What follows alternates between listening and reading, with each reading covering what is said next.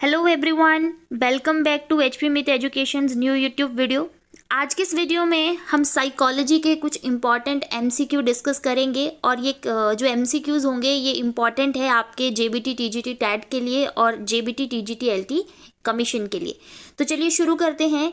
हमारा first question है, भारत में सबसे पहले मनोविज्ञान की लैब जो है वो किसने खोली थी? First psychological lab in India.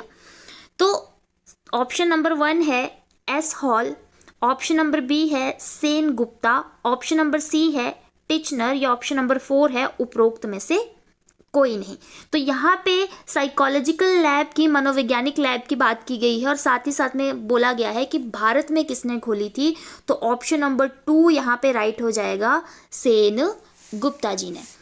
वहीं पर साइकोलॉजिकल लैब अगर बोला जाए कि सबसे पहली बार साइकोलॉजिकल लैब किसने खोली, तो वो थे विलियम वुंड, जिन्होंने पहली बार वर्ल्ड वाइड, वैश्विक स्तर पर सबसे पहले जिन्होंने साइकोलॉजी की लैब खोली थी वो थे विलियम वुंड। साथ ही साथ में पहला एक्सपेरिमेंटल साइकोलॉजी लैब अगर आपसे पूछी जाएगी तो वो भी किसने खोली थी? विलियम वुंड ने। तो ऑप्शन नंबर 2 जो है इंडिया की साइकोलॉजिकल लैब के लिए यहाँ पर राइट रहेगा और वर्ल्ड वाइड पूछा जाएगा तो विलियम वुंड।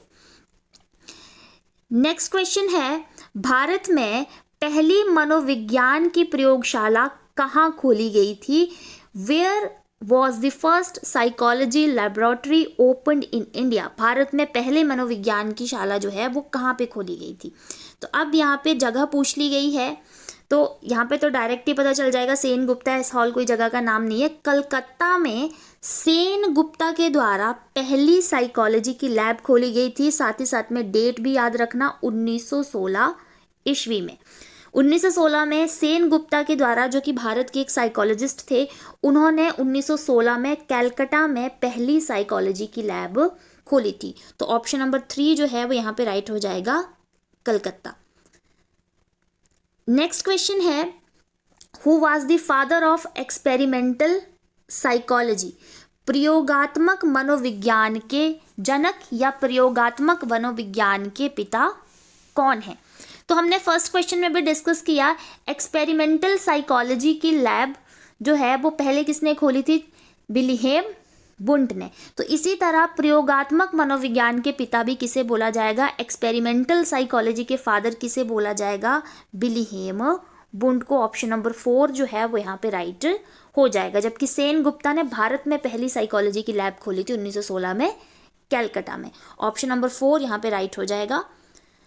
नेक्स्ट क्वेश्चन है, who is the father of individual psychology? व्यक्तिगत मनोविज्ञान के पिता या व्यक्तिगत मनोविज्ञान के जनक कौन है?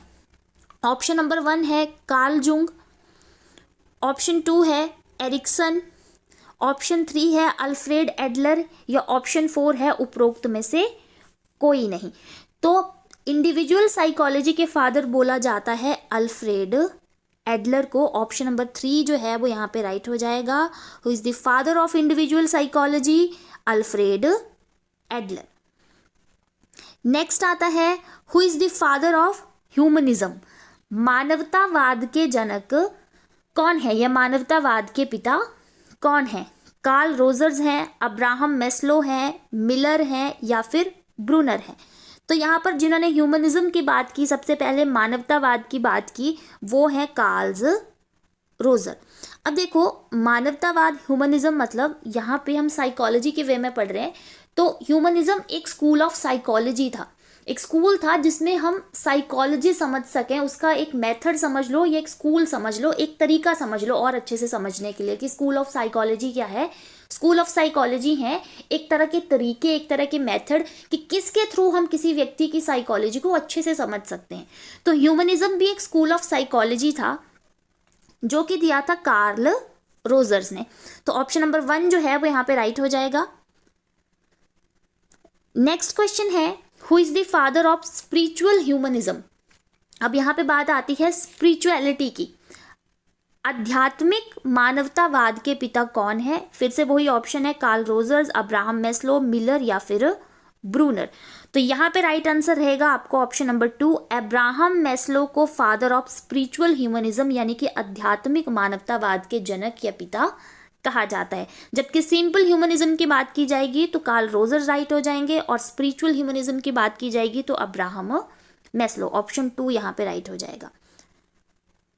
नेक्स्ट क्वेश्चन है, who is the father of cognitivism, संज्ञानवाद के जनक। अब कॉग्निटिविज्म भी एक स्कूल ऑफ साइकोलॉजी है जिसमें बोला गया कि हम कॉग्निटिव पर्सपेक्टिव से समझ सकते हैं कि किसी व्यक्ति की साइकोलॉजी कैसी हो सकती है, या कैसे उसको जो है वो चेंज किया जा सकता है, कैसे उसको समझा जा सकता है, कैसे उसको सुधारा जा सकता है। इन सारी चीज़ों के बारे में बात किया गया कॉग्निटिविज्म में। तो कॉग्निटिविज्म जो एक स्कूल ऑफ साइकोलॉजी है उसके फादर कौन है, मिलर हैं, ब्रूनर हैं, ए और बी दोनों, या ऑप्शन 4 नन ऑफ दिस। तो यहाँ पे आपका ऑप्शन नंबर 3 राइट हो जाएगा। मिलर और ब्रूनर दोनों ही क्या है, फादर ऑफ कॉग्निटिविज्म यानी कि संज्ञानवाद के जनक है। तो क्वेश्चन नंबर 7 का ऑप्शन नंबर बी राइट हो जाएगा, मिलर और ब्रूनर बोथ। नेक्स्ट आता है, what is the meaning of gestaltism. तो गेस्टॉल्टिज्म भी एक स्कूल ऑफ साइकोलॉजी है जिसमें बोला गया कि किसी व्यक्ति की साइकोलॉजी को कैसे समझ सकते हैं। तो उन्होंने बात की थी होल की, समग्रता की, संपूर्णता की, कि जब तक हम किसी व्यक्ति को ओवरऑल पूरे तरीके से नहीं समझ जाते, उसके हर पर्सपेक्टिव को नहीं समझ जाते, तब तक हमें उसकी साइकोलॉजी समझ में नहीं आएगी।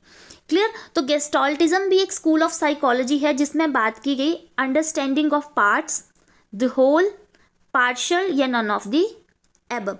तो ऑप्शन नंबर 3 यहाँ पे राइट हो जाएगा। अंडरस्टैंडिंग ऑफ पार्ट की बात उन्होंने नहीं की कि हमें पार्ट्स में हमें कुछ कुछ हिस्सों को ही सिर्फ समझना नहीं है, उन्होंने बात की थी द होल की, यानी कि समग्रता की, संपूर्णता की। तो ऑप्शन नंबर 2 जो है वो इसके लिए राइट हो जाएगा कि गेस्टॉल्टिज्म का मतलब है समग्र, संपूर्णता, होल। नेक्स्ट क्वेश्चन है, who are the supporters of behaviourism, व्यवहारवाद के समर्थक कौन है। तो बिहेवियरिज्म भी एक स्कूल ऑफ साइकोलॉजी है। स्किनर, पैब्लव या वॉटसन या उपरोक्त सभी। तो इन सभी ने मिलकर के व्यवहारवाद का समर्थन किया था, बिहेवियरिज्म का जो है वो उन्होंने सपोर्ट किया था। अगर बात की जाए कि व्यवहारवाद के जनक कौन हैं, तो व्यवहारवाद के जनक होंगे John Watson. Father of behaviourism अगर आपसे पूछा जाएगा कि व्यवहारवाद के जनक कौन है, ये पॉइंट ऑफ व्यू किसने दिया, तो वो दिया था जॉन वॉटसन ने। और बिहेवियरिज्म के अंतर्गत जो उन्होंने चीज़ें बोली उसको समर्थन दिया था, उसको सपोर्ट किया था स्किनर ने, पैब्लव ने और वॉटसन ने। इसके अलावा वुडवर्थ ने भी समर्थन किया था, थॉर्नडाइक ने भी इस स्कूल ऑफ साइकोलॉजी का सपोर्ट किया था, हॉल आते हैं उन्होंने भी किया था, टॉलमैन ने भी किया था। ठीक है। साथ ही साथ में जॉन वॉटसन ने एक बुक भी लिखी थी, स्टडी ऑफ बिहेवियरिज्म, जिसमें उन्होंने बिहेवियरिज्म की बात की थी। स्टडी ऑफ बिहेवियर बुक का नाम था और बिहेवियरिज्म की बात उन्होंने उसमें की थी। तो यहाँ पे तो ऑप्शन 4 राइट हो जाएगा, उपरोक्त सभी ही व्यवहारवाद के समर्थक हैं। नेक्स्ट आता है, who is the father of structuralism, संरचनावाद के जनक कौन है। Titchener, William Wundt, William James या उपरोक्त में से कोई नहीं। तो स्ट्रक्चरलिज्म के फादर आते हैं, जनक या पिता आते हैं विलियम बुंड। ऑप्शन नंबर 2 यहाँ पे राइट हो जाएगा, जिन्होंने पहली साइकोलॉजिकल लैब खोली थी, जिनको एक्सपेरिमेंटल साइकोलॉजी के फादर बोला जाता है। तो स्ट्रक्चरलिज्म के फादर हैं विलियम बुंड, ऑप्शन 2 यहाँ पे राइट हो जाएगा। नेक्स्ट क्वेश्चन है, मनोवैज्ञानिक भाषा में वह बच्चे जो सामान्य से ज़्यादा और सामान्य से कम होते हैं उन्हें क्या कहा जाता है। In psychological language what are these children called who are more than normal and less than normal. ऐसे बच्चे जो कि हाईली इंटेलिजेंट या इंटेलिजेंट बच्चों से कम और जो थोड़े से मंदबुद्धि या मेंटली रिटायर्ड बच्चे होते हैं उनसे ज़्यादा होते हैं, उनको साइकोलॉजिकल मनोवैज्ञानिक भाषा में क्या बोला जाता है। ऑप्शंस हैं special needs children, exceptional children, A और बी बोथ या नन ऑफ दीज। तो ऐसे बच्चे जो सामान्य बच्चों से भले वो ज़्यादा हैं किसी भी चीज़ में, मान लीजिए इंटेलिजेंसी में बात कर लेते हैं, आईक्यू में बात कर लेते हैं कि सामान्य बच्चे से ज़्यादा इंटेलिजेंट हैं या सामान्य बच्चे से कम इंटेलिजेंट है, इन दोनों बच्चों को स्पेशल नीड चिल्ड्रन और एक्सेप्शनल चिल्ड्रन दोनों बोला जाता है। साइकोलॉजी में बहुत इंपॉर्टेंट टॉपिक भी है एक्सेप्शनल चिल्ड्रन का, जिसमें हम इन दोनों बच्चों के बारे में, दोनों कैटेगरी के बच्चों के बारे में पढ़ते हैं कि सामान्य से ज़्यादा का बच्चा जो होता है वो कैसे आईक्यू, कितना आईक्यू रखता है, क्या क्या उसके काम होते हैं, किस किस तरह से उसका पर्सनैलिटी, और सामान्य से कम के जो बच्चे होते हैं उनको कैसे टैकल करना है, स्टडी के लिए उनको, उनका जो फोकस है उसको बढ़ाना है, ये सारी हम स्टडी करते हैं साइकोलॉजी में एक्सेप्शनल चिल्ड्रन के टॉपिक में। इनको एक्सेप्शनल चिल्ड्रन भी बोला जाता है और स्पेशल नीड चिल्ड्रन भी इनको बोला जाता है, क्योंकि दोनों ही बच्चों को स्पेशल केयर की, स्पेशल नीड की ज़रूरत होती है। ठीक है, इनकी स्पेशल नीड्स होती हैं। जैसे कि जो हाईली इंटेलिजेंट बच्चा है उसको भी एक इंटेलिजेंट टीचर या फिर उसकी इंटेलिजेंसी को किस तरह से वो सेटिस्फाइड करे उसके लिए चाहिए होता है, और जो थोड़ा मेंटली रिटायर्ड बच्चा होता है उसके लिए भी एक अलग से स्पेशल टीचर चाहिए होता है उसको टैकल करने के लिए। तो यहाँ पे ऑप्शन 3 जो है ए और बी वो दोनों राइट रहेंगे, ऑप्शन नंबर 3। नेक्स्ट है, निम्न में से कौन सा कथन सही है? यहाँ से कौन सी स्टेटमेंट जो है वो करेक्ट है? स्टेटमेंट 1 है, पिछड़े बालकों को विशिष्ट बालकों की श्रेणी में नहीं रखा जाता, और आपका नंबर 2 है, सामान्य बालकों को विशिष्ट बालकों की श्रेणी में नहीं रखा जाता। बोला, backward children are not placed in the category of special children, normal children are not placed in the category of special children. तो हमने ऊपर ही पढ़ा, जो सामान्य बच्चे हैं उनको, जो सामान्य बालकों को विशिष्ट बालकों की श्रेणी में नहीं रखा जाता, बिल्कुल राइट। सामान्य बालक जो हैं वो एक्सेप्शनल चिल्ड्रन या स्पेशल नीड चिल्ड्रन की कैटेगरी में नहीं आएंगे। तो ये तो बिल्कुल ठीक बोल रहा है जो स्टेटमेंट 2 है, लेकिन स्टेटमेंट 1 हमारा गलत हो जाता है। स्टेटमेंट 1 में बोलते हैं कि पिछड़े बालकों को विशिष्ट बालकों की श्रेणी में नहीं रखा जाता, जबकि उनको विशिष्ट बालकों की यानी कि स्पेशल नीड चिल्ड्रन या एक्सेप्शनल चिल्ड्रन की कैटेगरी में रखा जाता है। पिछले क्वेश्चन में हमने जो है ये पढ़ा। तो यहाँ पर स्टेटमेंट 1 जो है वो गलत हो जाएगा और स्टेटमेंट 2 जो है वो सही हो जाएगा। तो यहाँ पे फर्स्ट गलत और सेकंड सही, तो ऑप्शन नंबर 2 जो है वो यहाँ पे राइट हो जाएगा। इस क्वेश्चन का राइट आंसर है कि पहला स्टेटमेंट गलत है और स्टेटमेंट 2 जो है वो सही है। नेक्स्ट आता है, ज़्यादातर लोगों द्वारा सामान्य बालकों का आईक्यू कितना माना जाता है? तो जो सामान्य बच्चे होते हैं, जनरल आईक्यू वाले बच्चे होते हैं, उनका आईक्यू कितने से कितना माना जाता है? तो 89 से 110 है, 90 to 110 है, 91 to 111 है, या 90 to 120 है। तो यहाँ पे पूछा गया है कि ज़्यादातर, तो ज़्यादातर साइकोलॉजिस्ट जो हैं वो सामान्य बच्चों का आईक्यू 90 से 110 मानते हैं। तो ऑप्शन 2 यहाँ पे भी राइट हो जाएगा। नेक्स्ट क्वेश्चन है, निम्नलिखित में से कौन सी विशेषता प्रतिभाशाली बच्चों पर लागू नहीं होती है? बोला, which one of the following characteristics is not applicable on gifted children? बुद्धि उनमें होती है, अपनी धुन पर चलते हैं, अज्ञानता होती है, या महारत हासिल करने का जुनून होता है। तो इनमें से कौन सी एक कैरेक्टरिस्टिक है जो उनमें नहीं होती? तो वो है अज्ञानता, क्योंकि यहाँ पे बात हो रही है प्रतिभाशाली बच्चे जो कि gifted children, highly intelligent, highly IQ वाले बच्चों को रखा जाता है गिफ्टेड चिल्ड्रन की कैटेगरी में। तो देखो, बुद्धि तो उनमें होती है तभी वो गिफ्टेड चिल्ड्रन की कैटेगरी में है, तो ये चीज़ तो होती है। अपनी धुन में चलना मतलब अपनी सुनना, जो उनको ठीक लगता है, उनको लगता है कि मेरे अकॉर्डिंग ये चीज़ सही है, मैं करूँगा, तो ये भी वो चीज़ करते हैं। महारत हासिल करने का, हर काम में वो चाहेंगे कि मैं एक्सीलेंट हूँ, हर काम को मैं बहुत अच्छे से करूँ। तो ये तीनों चीज़ें जो हैं वो उस बच्चे में रहेगी, अज्ञानता उस बच्चे में नहीं होगी। तो ऑप्शन 3 जो है वो यहाँ पे राइट हो जाएगा कि आपके जो गिफ्टेड चिल्ड्रन हैं उनमें ये वाली कैरेक्टरिस्टिक नहीं होती है।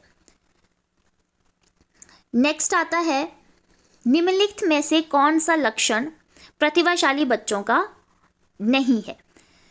तो यहाँ पे भी प्रतिभाशाली बच्चों का पूछा गया है। ऑप्शन नंबर 1 है जिज्ञासा, ऑप्शन नंबर 2 है रचनात्मक विचार, ऑप्शन नंबर 3 है अभिव्यक्ति में नवीनता, और ऑप्शन नंबर 4 है दूसरों से लड़ना। तो यहाँ पर दूसरों से लड़ने का जो एक प्रतिभाशाली बच्चों में लक्षण होता है वो नहीं होता। यहाँ पे सिम्टम्स पूछे गए हैं, वहाँ पे करेक्टरिस्टिक, दोनों सेम ही है, एक ही तरह के दो क्वेश्चन है, कुछ करेक्टरिस्टिक्स के बेस पे आ जाएंगे, कुछ सिम्टम वर्ड यूज हो जाएगा किसी के लिए, लेकिन है सेम ही। तो कौन से सिम्टम जो है वो प्रतिभाशाली बच्चों में नहीं पाए जाते? देखो, जिज्ञासा उनमें होती है, ठीक है, क्यूरियोसिटी होती है हर चीज़ को जानने की। नेक्स्ट आता है रचनात्मक विचार, यानी कि उनका कुछ ना कुछ क्रिएटिव करने के थॉट उनके दिमाग में आते जाते हैं। अभिव्यक्ति की नवीनता, अभिव्यक्ति कर पाता है वो, ठीक है। तो ये तीनों चीज़ें उसमें रहती हैं, लक्षण रहते हैं, लेकिन दूसरों से लड़ने के लक्षण उसमें नहीं होते। हो सकते हैं, लेकिन ज़्यादातर गिफ्टेड बच्चों में ये चीज़ जो है वो नहीं होती है, इसलिए ऑप्शन 4 जो है यहाँ पे राइट हो जाएगा। नेक्स्ट आता है रचनात्मक विद्यार्थियों की सोच कैसी होती है? What are the thinking habits of creative student. अब जो क्रिएटिव लर्नर्स होते हैं या क्रिएटिव चिल्ड्रन होते हैं, उनमें थिंकिंग कैसी होती है? डाइवर्जेंट होती है, कन्वर्जेंट होती है, इंट्रोवर्ट होती है, या नन ऑफ दी एबव। तो देखो, क्रिएटिव बच्चों को क्रिएटिव बनाती ही उनकी थिंकिंग है। कन्वर्जेंट थिंकिंग होती है बंद सोच। इंट्रोवर्ट होती है आपकी आपकी अंतर्मुखी सोच, जिसको हिंदी में बोलते हैं, है ना। इंट्रोवर्ट रहना, बहुत ज़्यादा चीज़ों को शेयर ना करना, ज़्यादा विचार ना, ज़्यादा चीज़ों के बारे में सोचना नहीं, ठीक है, दूसरों के पॉइंट ऑफ व्यू को महत्व ना देना, है ना, ये सारा इंट्रोवर्ट थिंकिंग के अंतर्गत आता है। कन्वर्जेंट थिंकिंग होती है छोटी, और डाइवर्जेंट थिंकिंग होती है बहुत बड़ी, जिसमें कोई बाउंड्री नहीं होती, आप जितना मर्जी चाहे आप सोच सकते हैं। तो जो क्रिएटिव स्टूडेंट होते हैं, क्रिएटिव लर्नर्स होते हैं, उनमें डाइवर्जेंट थिंकिंग, एक ऐसी थिंकिंग होती है जो उनको क्रिएटिव बनाती है। तो ऑप्शन नंबर 1 जो है डाइवर्जेंट थिंकिंग यहाँ पे राइट हो जाएगा। Out of the box thinking भी इसे बोला जाता है, ठीक है। इतनी ज़्यादा सोच होती है कि आइडिया जैसे निकल के आ रहे होते हैं उनके दिमाग से। तो ऑप्शन नंबर 1 यहाँ पे राइट हो जाएगा। नेक्स्ट आता है पिछड़े बालकों को और किस नाम से जाना जाता है? जो बैकवर्ड चिल्ड्रन होते हैं उन्हें और किस नाम से जाना जाता है? ऑप्शन 1 है एजुकेशनल रिटायर्ड, स्लो लर्नर, ए और बी, और नन ऑफ दी एबव। तो जो पिछड़े बालक होते हैं, मतलब पिछड़े बालक हम उनको बोल देंगे जिनका IQ सामान्य से कम रहेगा। तो ऐसे बच्चों को ऑप्शन नंबर 3 यहाँ पे राइट रहेगा। उनको एजुकेशनली रिटायर्ड भी बोला जाता है और स्लो लर्नर भी बोला जाता है, जो स्लोली लर्न करते हैं चीज़ों को। ऑप्शन नंबर 3 ए और बी यहाँ पे राइट रहेगा। नेक्स्ट आता है निम्नलिखित में से कौन सा कथन सही है? समस्यात्मक बालकों में समस्यात्मक व्यवहार के 2 प्रमुख कारण हैं, आनुवांशिकता और वातावरण। समस्यात्मक बालकों की समस्यात्मक व्यवहार को शिक्षा के द्वारा सुधारा जा सकता है। तो ये दोनों ही स्टेटमेंट सही हैं। समस्यात्मक बालक मतलब प्रॉब्लमेटिक चिल्ड्रन जो होते हैं, उनमें जो ये प्रॉब्लम बिहेवियर होता है ना, कोई भी प्रॉब्लम मान लो, जैसे किसी में चोरी करने की प्रॉब्लम है, किसी में झूठ बोलने की प्रॉब्लम है, किसी में लेजीनेस की प्रॉब्लम है ना, ये सारी प्रॉब्लम। तो ये प्रॉब्लम्स का रीज़न या तो हेरिडिटी हो सकती है या इन्वायरमेंट हो सकता है। तो पेरेंट्स के थ्रू आया या उसने इन्वायरमेंट में किसी और से सीखा, ठीक है। तो स्टेटमेंट 1 भी सही है। और स्टेटमेंट 2 बोलते हैं कि ये जो प्रॉब्लमेटिक बिहेवियर होता है ना, क्या इसको एजुकेशन के थ्रू सुधारा जा सकता है? तो बिल्कुल यस, इसको एजुकेशन के थ्रू जो है वो सुधारा जा सकता है। तो ये दोनों ही स्टेटमेंट बिल्कुल सही है। यहाँ पे ऑप्शन 1 जो है वो आपका राइट हो जाएगा। नेक्स्ट क्वेश्चन है किन अक्षमताओं से ग्रस्त बालकों की विशिष्ट सहायता बालक कहलाते हैं? किन अक्षमताओं से ग्रस्त बालक जो हैं, कैसे बच्चे हैं, कैसे डिसेबिलिटी वाले बच्चे हैं जिनको स्पेशल नीड चिल्ड्रन की कैटेगरी में रखा जाता है? तो फिजिकल डिसेबिलिटी है, एसिड अटैक विक्टिम्स है, या फिर मेंटल डिसेबिलिटी है, या ऑल ऑफ दीज। तो तीनों ही डिसेबिलिटी वाले जो बच्चे हैं उनको स्पेशल नीड चिल्ड्रन की कैटेगरी में रखा जाएगा। भले वो फिजिकली डिसेबल होंगे, जैसे कि लंगड़े हैं, बाजू नहीं है, एक आंख नहीं है, कान नहीं है, उनको भी स्पेशल नीड चिल्ड्रन में रखा जाएगा। एसिड अटैक के जो विक्टिम हैं उनको भी स्पेशल नीड चिल्ड्रन में रखा जाएगा। मेंटली डिसेबल जो हैं, डिसेबिलिटी है, उनको भी रखा जाएगा। तो यहाँ पे ऑप्शन नंबर 4 जो है वो आपका ऑल ऑफ दीज राइट हो जाएगा। हमारा लास्ट क्वेश्चन है most important, acid attack victim किस प्रकार की डिसेबिलिटी में आते हैं? Mental disability, multiple disability, physical disability या नन ऑफ दीज। तो जो एसिड अटैक विक्टिम होते हैं ऐसे बच्चों को या ऐसे लोगों को फिजिकल डिसेबिलिटी की कैटेगरी में रखा जाता है। ऑप्शन नंबर 3 जो है वो यहाँ पे राइट हो जाएगा। तो ये थे आज के कुछ इंपॉर्टेंट साइकोलॉजी के क्वेश्चन जो कि हमने डिस्कस किए। ऐसे ही क्वेश्चन की और वीडियोस भी आपको हमारे चैनल पर देखने को मिलेगी। तो अगर आज का वीडियो आपको अच्छा लगा हो तो वीडियो को लाइक कीजिएगा, वीडियो को शेयर कीजिएगा। और अगर आप भी ऑनलाइन स्टडी करना चाहते हैं, अपने टैट या कमीशन की तैयारी करना चाहते हैं, तो आप दिए गए कॉन्टैक्ट नंबर पर कॉन्टैक्ट कर सकते हैं और साथ ही साथ में अपनी तैयारी को शुरू कर सकते हैं। वीडियो अच्छा लगा हो तो वीडियो को लाइक कीजिएगा, वीडियो को शेयर कीजिएगा, वीडियो के नीचे कमेंट कीजिएगा और ऐसी वीडियोस को देखने के लिए हमारे चैनल HP मिथ एजुकेशन को सब्सक्राइब कीजिएगा। Thank you.